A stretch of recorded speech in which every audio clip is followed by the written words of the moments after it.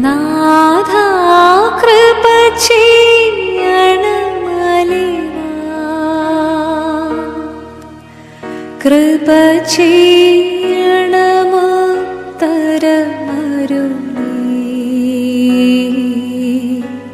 കൃപ ചെയ്യണമേ നിനക്കു സ്തുതി. കൃപ ഞങ്ങളിലുണ്ടാകട്ടെ.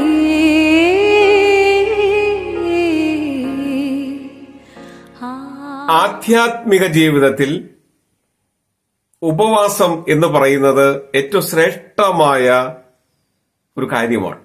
വ്യക്തി ജീവിതത്തിലും ആധ്യാത്മിക ജീവിതത്തിലുമെല്ലാം ഉപവാസം വളരെ പ്രധാനമായ ഒരു പങ്കാണ് വഹിക്കുന്നത്. എന്നാൽ ശരിയായി ഉപവാസം എന്താണെന്ന് ചോദിച്ചാൽ പലപ്പോഴും നമ്മുടെ മറുപടി തൃപ്തികരമാകണമെന്നില്ല. ഉപവാസത്തെക്കുറിച്ച് വിശുദ്ധ വേദപുസ്തകം എന്തു പറയുന്നു? ഇന്ന് ഈ വിഷയത്തെക്കുറിച്ചാണ് പ്രഭാത വിചാരത്തിൽ നാം അല്പസമയം ചിന്തിക്കുന്നത്. എല്ലാ പ്രിയപ്പെട്ടവർക്കും പ്രഭാത വിചാരത്തിലേക്ക് ഹൃദ്യമായ സ്വാഗതം.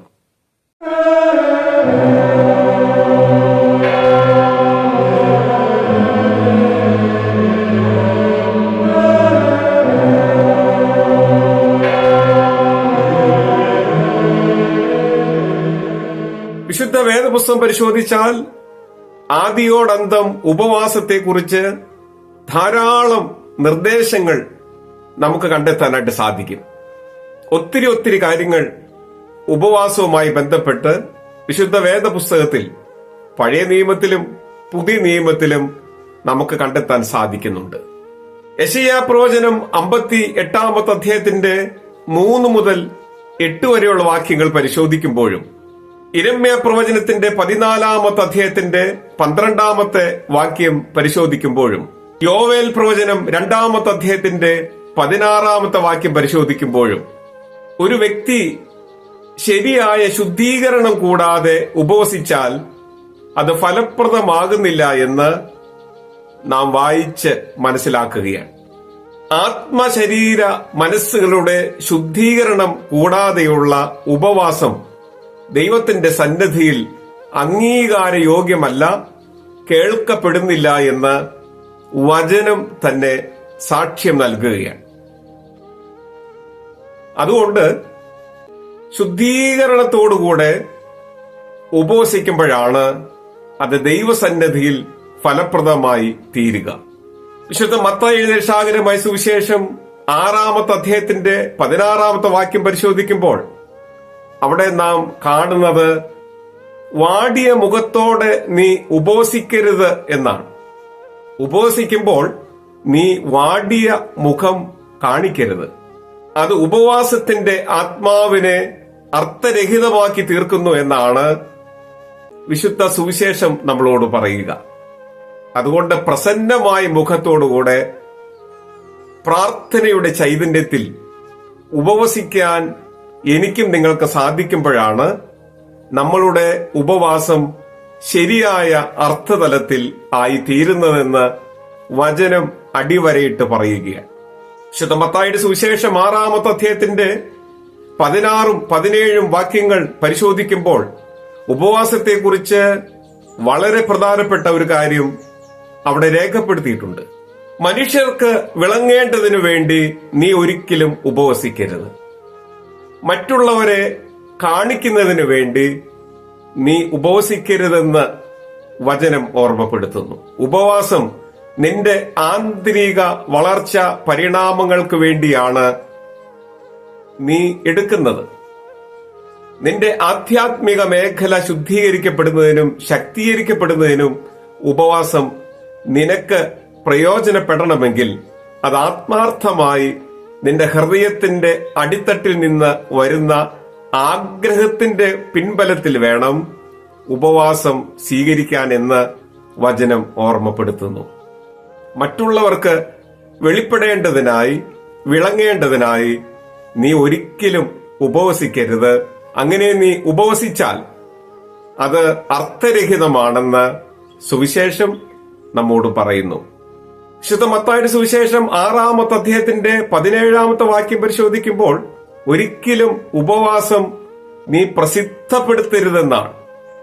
ഉപവാസം നീ പരസ്യപ്പെടുത്തരുത്. നിർഭാഗ്യവശാൽ ആധുനിക കാലത്തെ ഉപവാസങ്ങളെല്ലാം ആവശ്യത്തിലധികം പരസ്യങ്ങളുടെ അകമ്പടിയോടുകൂടിയാണ് നടത്തപ്പെടുന്നത്. ഭക്തസംഘടനകളായിക്കൊള്ളട്ടെ, ഇടവക തലത്തിലായിക്കൊള്ളട്ടെ, സഭാതലത്തിലായിക്കൊള്ളട്ടെ, വ്യക്തികളുടെ ഇടയിലായിക്കൊള്ളട്ടെ, ഇന്ന് ഉപവാസത്തിന് വളരെ വലിയ പരസ്യങ്ങൾ നൽകുന്ന ഒരു കാലഘട്ടമാണ്. വളരെ വലിയ പ്രഖ്യാപനങ്ങൾ നടത്തിയിട്ടാണ് ഉപവാസം സംഘടിപ്പിക്കുന്നത് തന്നെ. പരസ്യപ്പെടുത്തിയിട്ടുള്ള ഉപവാസം അർത്ഥപൂർണമല്ല എന്ന് വചനം ഓർമ്മപ്പെടുത്തുകയാണ്. ഉപവാസത്തിന്റെ ആന്തരികതയെ അത് ചോദ്യം ചെയ്യുകയാണ്. ഉപവാസം ഫലപ്രദമല്ലാതായി മാറുന്നതിന്റെ ഒരു കാരണം അത് പരസ്യപ്പെടുത്തുന്നതിലൂടെയാണ്.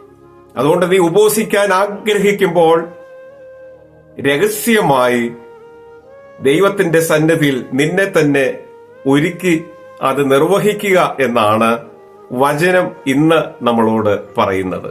മത്തായിയുടെ സുവിശേഷം 17-ാമത്തെ അധ്യായത്തിന്റെ 21-ാമത്തെ വാക്യം പരിശോധിക്കുമ്പോഴും, മർക്കോസിന്റെ സുവിശേഷം 9-ാമത്തെ അധ്യായത്തിന്റെ 29-ാമത്തെ വാക്യം പരിശോധിക്കുമ്പോഴും, എസ്തേറിന്റെ പുസ്തകം 4-ാമത്തെ അധ്യായത്തിന്റെ 16-ാമത്തെ വാക്യം പരിശോധിക്കുമ്പോഴും അവിടെ നാം കാണുന്നത് ഉപവാസത്തിന്റെ ഏറ്റവും പ്രധാനപ്പെട്ട മറ്റൊരു തലമാണ്. നിന്റെ ഉപവാസത്തിന്റെ ലക്ഷ്യമെന്ന് പറയുന്നത് വിടുതലാണ്. വിടുതൽ പ്രാപിക്കുവാനാണ് ഉപവാസം നീ എടുക്കേണ്ടത്. പ്രതിസന്ധികളിൽ, സങ്കീർണതകളിൽ, നൂലാമാലകളിൽ, ആകുലതകളിൽ, വെല്ലുവിളികളിൽ, തകർച്ചകളിൽ, ഭയപ്പാടുകളിൽ ഉപവാസം നിനക്ക് വിടുതൽ തരുവാൻ ശക്തമായി തീരണം. രക്ഷയ്ക്ക് മുഖാന്തിരമായി തീരണം. ഉപവാസത്തിന്റെ ഏറ്റവും പ്രധാനമായ ലക്ഷ്യം ആത്മാവിന്റെ വിടുതലാണ്, ശക്തി സംഭരിക്കലാണ്, ദൈവവുമായിട്ടുള്ള അഭേദ്യമായ സംസർഗമാണ്. ആ ഒരു പശ്ചാത്തലത്തിൽ ബലപ്പെടുന്ന നിന്റെ ആത്മാവിന് ഒരു പ്രത്യേക ശക്തിയും സൗന്ദര്യവും സൗരഭ്യവുമുണ്ടെന്ന് വചനം നമ്മെ ഓർമ്മപ്പെടുത്തുകയാണ്. ഉപവാസം അത്രമേൽ ശ്രേഷ്ഠമാണെന്ന് ദൈവത്തിന്റെ വചനം നമ്മോട് പറയുന്നു. അങ്ങനെ ശരിയായ ഉപവാസത്തിന്റെ ആത്മാവിൽ വ്യക്തിപരമായി നമ്മെ തന്നെ ഒന്ന് രൂപാന്തരപ്പെടുത്താൻ ശരിയായ ഉപവാസത്തിന് സാധിക്കുമെന്ന് വിശുദ്ധ വചനം നമ്മളോട് പറയുന്നു. നമ്മുടെ ഉപവാസങ്ങൾ എപ്രകാരമാണ്? ദൈവസന്നിധിയിൽ നാം എങ്ങനെയാണ് ഉപവസിക്കുന്നത്? എന്തിനു വേണ്ടിയാണ് ഉപവസിക്കുന്നത്? എന്താണ് നാം നേടുന്നത്? ഒരു ആത്മവിശകലനം നടത്തി ദൈവത്തിന്റെ വചനം നിഷ്കർഷിക്കുന്ന മാതൃകയിൽ ഒരു ഉപവാസം ഏറ്റെടുക്കുവാൻ ദൈവത്തിന്റെ പരിശുദ്ധാത്മാവ് എന്നെ നിങ്ങളെയും ഒരുക്കട്ടെ എന്ന് ആത്മാർത്ഥമായി പ്രാർത്ഥിക്കുന്നു, ആശംസിക്കുന്നു. എല്ലാ പ്രിയപ്പെട്ടവർക്കും അനുഗ്രഹീതമായ ഒരു പ്രഭാതകാലവും സന്തോഷവും സമാധാനവും നിറഞ്ഞ ഒരു നല്ല ദിവസവും ആശംസിക്കുന്നു. ദൈവം നമ്മെ സഹായിക്കട്ടെ.